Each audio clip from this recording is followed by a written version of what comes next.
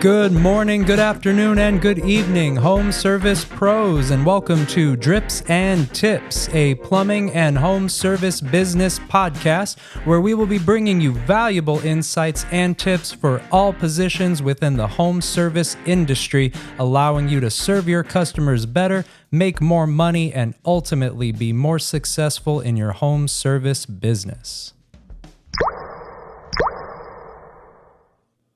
Thank you, home service pros, for joining us. My name is Andrew Coronado, part owner and operator of Coronado Plumbing in the beautiful Tucson, Arizona. I'm here with my co-host, co-worker, co-owner, co-sister, if that's a thing, Kristen Coronado. Hi, thank you for having me. I'm so excited to be here, by the way. I am too, and thank you for everyone again for joining us. So today we are on our very first episode of Drips and Tips, and we are going to talk about the unfortunate reality that service may not be dead, but it's at least on life support. just kidding. Now, because service is on life support, it's our job, now in our case as plumbers, but as home service professionals, it's our job to bring service back to good health. Any person or business that does that will not just survive, but they will grow and thrive. Now, to all service pros listening, look, it's easier not to do the things we're going to talk about. It's always easier to do less for people, to do less for your customers. That's why most of your competitors don't. And that's also why most of your customers will thank you with good service, with little certificates of appreciation called money. So if you want to own or manage a substantial multi-million-dollar plumbing company or home service company, get better as a service technician in any industry, get better as a CSR, a dispatcher, literally any position in any home service company, you came to the right place. We're going to be bringing you valuable information every single time and show you the way. Now, in order to revive service, one of the biggest necessities is building a connection and relationship with the client. The extra challenge that we have, our world has become increasingly transactional. People are swiping left and right, man. They're on to the next. And people are ghosting each other to avoid honest conversations. They're giving up on each other easier and communicating less. And that does add a little bit more of a challenge for us. But it doesn't change the reality that the relationship is the key not only to repeat business, but the key to service and making sure that people keep coming back and that your business is ultimately a success, no matter what relationship that you're in. All relationships start with the first impression, and that's really what we're going to hone in on and focus on today. So a business has a lot of first impressions. So it all kind of starts with your marketing, your Google listing, your website, pictures on your website and Google business listing, et cetera. But that's kind of a whole other monster that we can talk about on a different day. We're going to focus today on the direct client interaction. Now, in our line of work, it all starts with the phone call. So, Kristen, can you tell me a little bit? We'll start with the homeowner's perspective first of what we're looking for in a first impression as a consumer, as a homeowner, and what would make you even want to allow a business to send someone to your home? Yeah, good question. Well, personally, when I have been in need of a plumber, and just to be clear, I do live in the Phoenix Scottsdale market, so I'm not local in Tucson, but when I do need a plumber, it's always on a Saturday, on Mother's Day, weekend, holiday, etc. So it's an emergency every single time in my situation. So with that said, the first thing that I care about is reachability and responsiveness. Am I able to get someone on the phone? So basically, if you miss my call, I want to be able to get a plumber on the phone right away. And if you miss my call, that's fine. I'm going to leave you a message and I want you to get back to me. Ultimately, the longer the delay, I'm going to be moving on to the next one, right? So the first and foremost, just be reachable and be responsive if you do miss me. Another thing I want on the phone, since I'm so stressed out already, is show care and empathy over the phone, right? So be the representative, be that nice voice on the other end of the phone. And ask me questions and make sure you understand my concerns and my frustrations and my plumbing issue. That way you can show up prepared, etc. And then just be reassuring. I probably called about 10 other plumbers. No one answered. Maybe I got no-showed. So be reassuring. Tell me you have my back or that you'll get me all taken care of or just, that you're there to help me. And that's really what's going to set you apart. No other companies that I've called have ever done that stuff. So that's the first step of just really standing out and setting yourself apart from everyone else. And I think acknowledging that reality is really important too, because the fact is, if they don't answer, you leave a voicemail, you're still going to call someone else because you're just used to people not being responsive. You're used to the fact that all relationships in this world have become so transactional and just on to the next. Right. That's going to be the automatic behavior of your customer unless you do something about it as a home service pro. So now let's switch gears a little bit and talk about, Kristen, tell us what tactical things, kind of the how-tos, the details, what does our company do to build the relationship and the first impression over the phone? Yes, great questions. So first and foremost, we want to be really friendly over the phone. So we want to have that friendly greeting, and we also kind of have a game at the office like race to the phone. So we always want to get you on the first ring, if not the second at least. So friendly and fast. And then of course we train our CSRs to ask those good identifying questions so we can be prepared. Get an idea of what the situation is, maybe so you could even visualize it and write some good notes for our technician. And also set expectations on how the call goes. We do that, and that is really helpful. Basically, it's eliminating all of the unknowns for the caller. They already are going to know how our trip is going to go, and it's going to like disarm them in a way. So what we do is we let them know that they're going to get a call, likely from an unfamiliar number, 30 to 45 minutes prior to arrival. That way they know to put their doggies in the backyard or put the kids in the bedroom or whatever, so they're ready for us. We're also going to be sure to mention we have some service promises that we want to do on every single call. So we want to mention, we have 3 in particular, right? My technician is going to show up and cover his shoes with some booties or shoe coverings. That's going to prevent outside elements from getting into the house and mucking up your stuff. We also do a PSI check, which is like a water pressure check for your home plumbing. We want to make sure it's at a nice, healthy rate. Often if it's not, it can cause other problems. So it's preventative in a way. And then we also want to show you where your main shutoff valve is. That a lot of people don't know where that is, but we want to let you know because in a case of an emergency, that's your go-to, right? If water's spewing out everywhere, if you don't know where it is, you're in a little bit of a hurt. So we want to let you know as well. So basically, we want to educate you as well as fix your issue. So another thing I noticed that we do too is make the customer very reachable. So get the cell phone, obviously, right? Duh. But do they have a landline? Get that. Do they have an email? Get that. Do they prefer texting? Find that out. And just let them know that we're going to be in communication with them as second as their time frame starts. So let's say we give you an 8 to an 11 window. We will be in communication with you as soon as 8 o'clock hits and we notice things are a little off. We'll call you and let you know we're running behind. If we're running a little early, same. We'll call and let you know as well. And I think a lot of these things are important because every business says they do them, but they often don't follow through. And that's kind of an additional hurdle for any home service business. Saying it isn't enough. You actually have to deliver. And that's why these things are important. It creates these opportunities to build trust and to demonstrate the fact that you are people of your word, that you're going to do these things. Because everyone's supposed to call in advance. They always say they do. But quite frankly, when I hear that from a contractor or home service company, I'm like, yeah, okay. Because it generally doesn't happen. So delivering on these things, it just really fosters that notion of trust and helps that first impression. So by the time your technician does get there, there's already that feeling of trust and, okay, I can rely on these people as a group. And that's another reason why this stuff is so important. Yeah, exactly. Now, after that phone call, hopefully, these people have, swiped right, right? One of the things actually that you did mention in terms of the first impression, reachability, is very important. So actually to touch on that really quickly, all businesses are going to have the same struggle. Now, again, for us, it's plumbing, but for any home service business, we're all at some point, whether you're an army of 100 techs or an army of 1, you're going to have a situation where you just can't get there as soon as you want or as soon as the customer needs you there. And whenever that happens, and it's going to happen for all of us, that first impression is going to suffer a little bit. So what I have noticed, I always try to learn from other people's mistakes, right? So, when I may look at a competitor's reviews, et cetera, you start to learn things about how some of these calls and situations are being handled with our competitors, and it can help clue you in on how you can pivot and make the same situation that might earn a 1-star review for a competitor be the very same situation that enables you to book the call and earn a 5-star review from your customers. So to give you a couple examples, when I look at some of these things, I'm seeing comments from customers of competitors that might say something like, they couldn't get to me for 3 days, or they were too busy to get to me, that, they need to hire more people. Well, of course, every business does. We're all facing these same struggles all the time.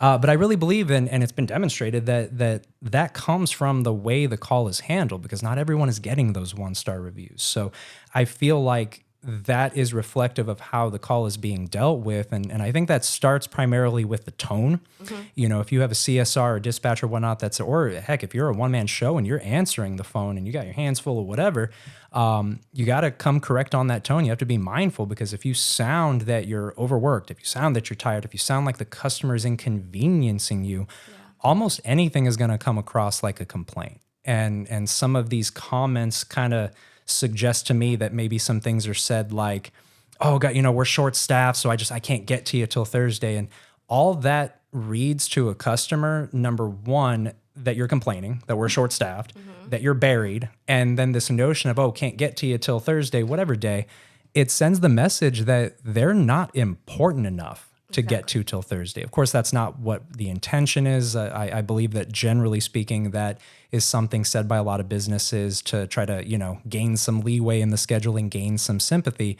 But it just doesn't read like that to the customers. So one of the things that we do very specifically, we have to sell the wait to the customer. Because again, we're all going to be in that position, but how you handle it will determine if you're a success or not, and if you can book the call or not. So a lot of what we do and what we train our people, my go-to is something to the effect of, hey, word around town, we're very good at what we do. We have awesome technicians. I'm sure you've seen our reviews. As a result, we're very blessed to be busy. So my first availability is actually Thursday. Does that work for your schedule? Now, with that kind of sentiment, what I'm setting up a couple things here. Number one, I'm gaining credibility. I'm pointing to our online reputation. I'm sorry. We're very lucky to have awesome techs that have a 4.9 on Google. Thank you guys. I can point to that as, hey, look, yeah, we're busy, but there's a reason for it, because we're awesome. It also sets up a notion of exclusivity. It sets up this notion of, hey, we're the hot commodity in town. So we're blessed to be busy, but you're also kind of lucky to get on our schedule here. My first availability is Thursday, instead of this notion of, oh gosh, I'm buried, I just can't get to you until Thursday. So it just completely, same situation, right? Can't get to you till Thursday, but it completely changes the dynamic of what the customer feels. And I've found that the tone of the conversation completely changes. All of a sudden, that customer's thing, like you kind of hear that in the voice, like, oh, wow, okay, yeah, Thursday will work. Can I get into that new hot restaurant in town, when they're that busy? So we gain credibility. It makes us desirable, and it makes us grateful for the customer. That's huge, because again, with the wrong tone, or if you're saying the wrong thing, the customer can feel like they're inconveniencing you. And if they ever feel that, they have no reason to stick around. They are absolutely swiping left on to the next, calling someone else that's not going to make them feel that way. Although they probably have to call 20 people to get one that won't make them feel that way. That is still the reality that they're going to do. Now, the added benefit there too, because you are establishing a good first impression and establishing a relationship, if something does go south in the game plan, because that happens. We work in a world of emergencies, we're running a little bit behind, whatever the case is. If they don't care about you, and if you haven't bothered to set up a good relationship dynamic of caring about them, they're going to get upset when you call them to, unfortunately, let them down, that we are running behind, or God forbid, if we have to reschedule. That's a little bit of a landmine situation, and you can really upset people. But if you have the relationship and you have that vibe going with them, the amount of patience and grace that your customer will give you is unbelievable. The vast majority of people out there are good-hearted people. They just want to be treated right, and that's kind of where all this comes into play. So after all of this discussion, you play your cards right, they swipe right, they book the appointment, they let you come out there. This is where the technician comes in. And the technician has a whole other first impression to make, and it's actually kind of two first impressions. One is the pre-call before they get to the door. The other is getting to the door and, running the call itself. So we'll talk a little bit about the first impression as a pre-call here. My goal as a technician was always just to establish a small human connection and ensure I have a general understanding of the issue. I want to reassure them that I'm their guy and give them a precise ETA.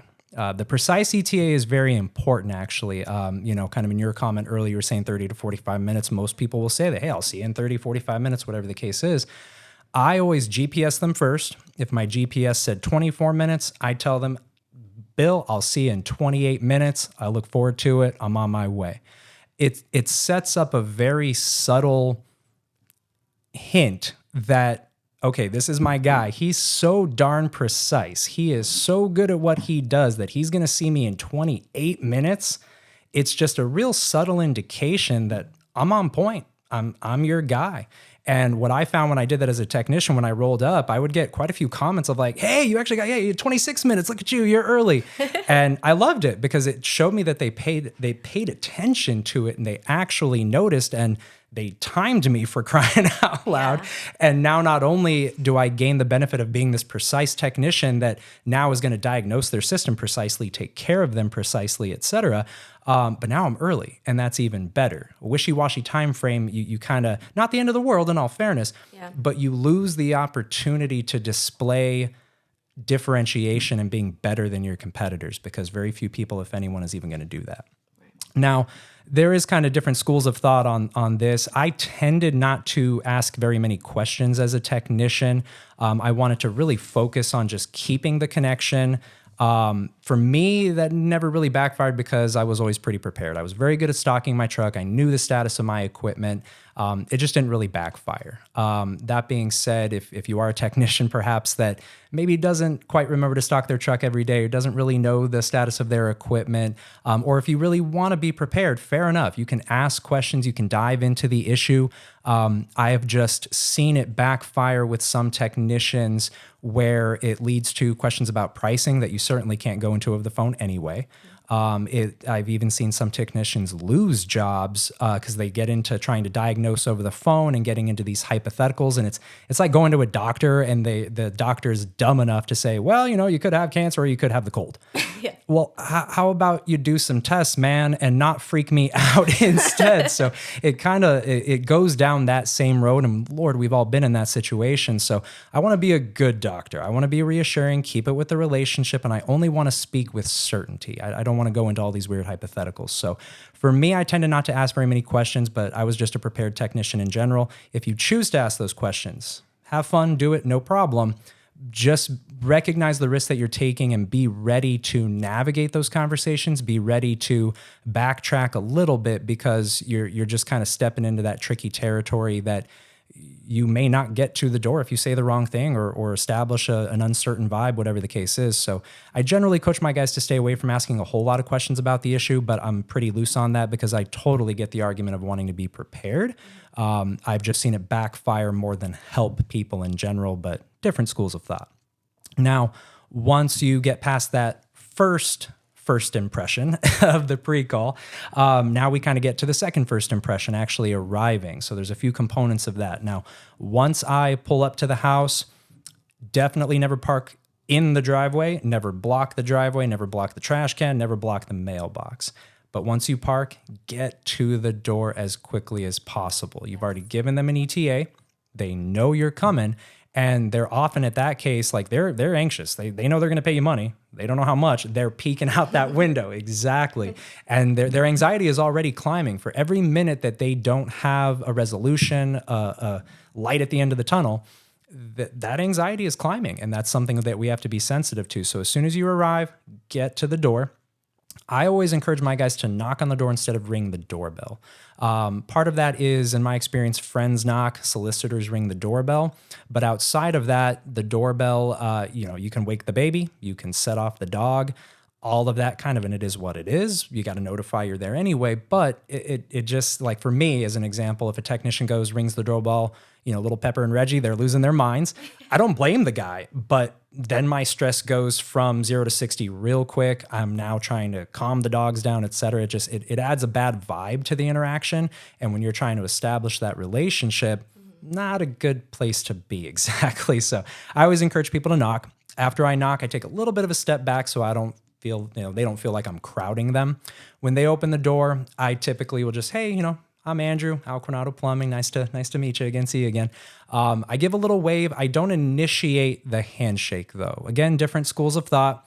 I like handshakes. It's absolutely part of the connection, especially I think, for technicians and just dudes in general, I suppose. The challenge I have there as plumbers, that we still have to face the stigma of what is on your hands. Now, I'm a pretty clean person. Nothing really, would suggest that I have something bad on my hands.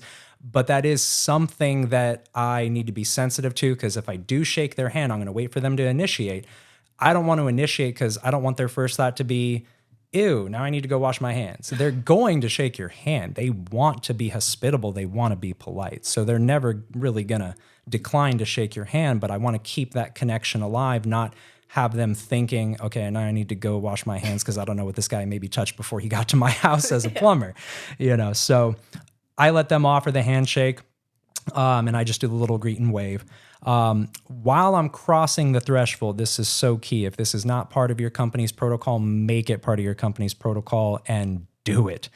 Wear your shoe covers. As I'm crossing the threshold, my foot will not step foot on their floor without a shoe cover on it. So I've gotten very good at literally stepping, shoe cover on, down, stepping again, shoe cover on, down. They will always tell you not to do it. They always will. That comes from a place in a homeowner where you're their guest. They want to be hospitable, make yourself at home kind of thing. Well, the simple fact is we're not going to throw our shoes and pants off, right, and go to their couch and hang out, right? So don't make yourself at home. Keep your shoe covers on. Do it because it demonstrates that you care about their house. When they do say don't do it, I would highly recommend staying away from explanations of, oh, it's company policy, oh, we have to, etc. Now, quite honestly, whatever gets them on, whatever keeps them on, I'm kind of good with, but I feel like that's a missed opportunity to show that you care about them and their home. So when you make it about, oh, it's company policy, now you're just a dude that's doing his job to avoid getting in trouble with his boss instead of demonstrating, hey, I know I'm doing this because I respect you and your home. So one of my go-tos just to kind of end the conversation and get my shoe covers on is, Bill, it's the last good habit I have. Don't take it away from me. Gets a little chuckle sometimes. That's cute. One of my technicians, this was a little unnatural for me, but man, it just played well with him because he was just like the best dude ever. He would say something to the effect of, hey, look, I want you to remember me for the good service that I provide, not for any mess that I leave behind. So I'm going to go ahead and put them on. Yeah, that's nice too. That played well with him. So, whatever the spiel is that gets the shoe covers on and gets compliance from the homeowner, I'm all for. I just highly recommend making it something about respect for the home or doing something positive for them, because it's just, again, that opportunity to connect and for them to feel at ease instead of just, you're the robot following policy, whatever the case might be. Before I do kind of step in, past the threshold though, I always ask permission to enter and navigate the home. It's kind of a duh, right? They're going to allow you to enter, but still that sign of respect. And sometimes they won't. Sometimes you'll knock on that door and they'll immediately step outside. Depends on where the issue is. They might start immediately walking elsewhere and then you're kind of left playing catch up, whatever the case is. But I always ask permission to enter and to navigate any areas of the home. Any door I open, any cabinet I open. My technicians have certainly had some interesting stories of seeing things under cabinets or walking in on people doing certain things that you just don't want to see and you can't unsee. So ask permission to navigate the customer's home for sure. Once you do get inside that house, asking permission to enter, etc., try for the connection. You got to try. It's not always going to happen. We've all pulled up and had garage guy, waiting for you with his arms crossed looking stern, in the driveway. We've all had the customer that just opens up, yeah, meet you in the garage, slam, or whatever. Or they'll leave the door open and they'll just walk away and start walking to their back bedroom or whatever. And you kind of, wait, hold on, I'm almost there. Yeah. But try for something to connect, because if you can form a connection in the first 5, 10, 15 minutes that has nothing to do with the reason that you're there, it just helps so much. It helps, de-escalate the situation. They feel at ease, you feel more at ease. Not only, of course, does it help the business dynamic of a sale, but ultimately, if you can form a connection with someone, like, we were put on this earth to connect to people. So it makes your job more enjoyable. You feel like you're helping more. It just makes your job easier and more enjoyable as a technician as well. So try to form the connection. Make it something genuine, though. I like sports kind of just as much as the next guy, but I don't really follow it. I don't know who Williams is being traded to or Johnson's playing for. Don't know, don't care. So I tend not to go down the sports road. I did one time, and oh boy, did it backfire miserably, because I was genuine. Like, I like the guy's jersey, but he just started going off, and I had no idea what he was talking about. So it got to this weird, awkward stage where he just saw through it, and I was like, yeah, my bad. So try to be genuine about it. For me, if you got a dog, I'm going to be playing on your living room floor with your dog. Like, I love dogs. I'm also kind of a homebody and a home nerd, so I can have a discussion forever about floor tile, countertops, like stuff probably that most guys wouldn't care about, but that's my jam. So that's what I focus on to have that connection. Maybe hobbies. I play a couple instruments, not very well, but so I might mention that kind of thing. If you're a car guy and you see that classic Corvette, whatever the case is, do it. Have fun. Open it up. Just be cautious in regards to any political stuff. Be cautious of any hot button issues, etc. Don't go down that road. Even if you agree with the homeowner, it can really step into a bad dynamic quick. And even if you have that commonality, it's just surprising sometimes how people will interpret certain remarks or things on hobbies, say with firearms as an example. You just don't want to go down some of those roads, because I've just had technicians, step into situations like that where, good intentioned as it is, they're having a good discussion about something like firearms, and then something changes, and then this dynamic of, this guy knows where I live. It can get weird. It can get weird pretty quick, especially, I'm sure maybe as a single woman in a home, whatever the case might be, it can get bad a little quick. So stay away from those hot button, topics for sure. I always recommend having a lot of questions. Questions will definitely help the connection. If, let's say, like me, you're a little socially awkward, or let's just say you missed the opportunity to connect, whatever the case is, have a really good, thorough list of diagnostic questions that you can default to. Because even though you're just asking, how long have you been in the home? How long has this issue been occurring for? What are your long-term plans for the home? They might throw something out there that can give you something to connect on. Hey, yeah, my cousin's from Pennsylvania, or whatever the case might be. So yeah, that's definitely a huge vital part of our service. Kristen, can you tell me a little bit about, any connections made from technicians, or perhaps lack thereof, in your experience as a customer with home service companies? Well, actually, I kind of just wanted to touch on based off of what we do, if I were to be a customer of Coronado Plumbing, I guess I just wanted to touch on like what that would lead to, right? So let's say I need a plumber, and it's an emergency, and I call and someone answers. Yay, that's the first step. I just got you on the phone. And then you tell me you're going to be there between 8 and 10, and you arrive on time. Yay, that's another win, right? You just did what you said you were going to do. If you arrive presentable, clean, and kind of like appear as, I'm your guy. I'm here to get you all fixed up and give me that, like, I guess, like reassurance, that you are here to save the day, if you will. If you love my cat, that's bonus points, right? And then, of course, if you fix my problem. So I guess just if you touch on all of those 4 bullet points that I mentioned, you kind of make it easy for me to just give you my money so I can take a breath and know that my problem is fixed. Does that make sense? Absolutely. And the animal is huge too. I remember when I lived in Chandler, I specifically hired the guy that did my gutters because he was the only one to pet my dog. Little Reggie loved him. and Reggie don't love people. So now all that to say to home service pros listening, again, thank you for joining. Some of what you heard today, you might not agree with. Some of what you heard today might think it's too much, or you might not want to go to the effort. Again, it's always easier not to do these things. I'm going to encourage you to remember, though, that there are relationship principles here that are universal. They're not just to home service. We all play by the same rules as human beings. All of us aren't great at relationships. you have a spout with your significant other, and then you kind of get like, you just want to stay mad, right? So you'll just spend the night not talking to each other or something to that effect. So, this isn't going to come natural to all of us, but the simple fact is it's something we have to work on. And if you choose not to work on it, you are choosing to miss out on a lot of opportunities for success and for growth. That's just the reality of it. Some people, again, may disagree, like, people shouldn't be that way. I shouldn't have to. But here's the reality that I've learned from an awesome friend and mentor, Wyatt.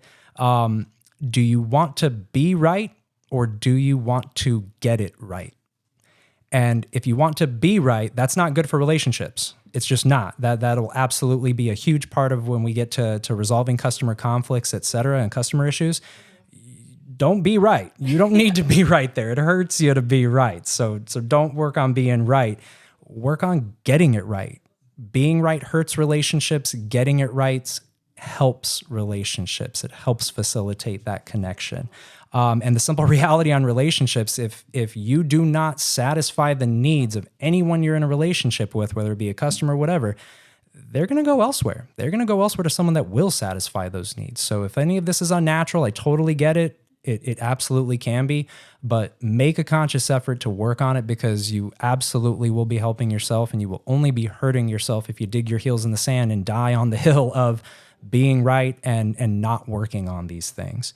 Now, everyone, again, thank you so much for joining us for our very first episode of Drips and Tips. Now, we look forward to you joining us next time. We'll unpack some more awesome tips to get better at what we do, make some more money, and serve our customers better. Thank you to God for everything he blesses us with every day. Thank you so much again, Herm Sovers Pros and business owners, for joining us out there. Thank you to my co-host, Kristen. Thanks. And thank you so much for everyone, and we'll see you next time. Bye.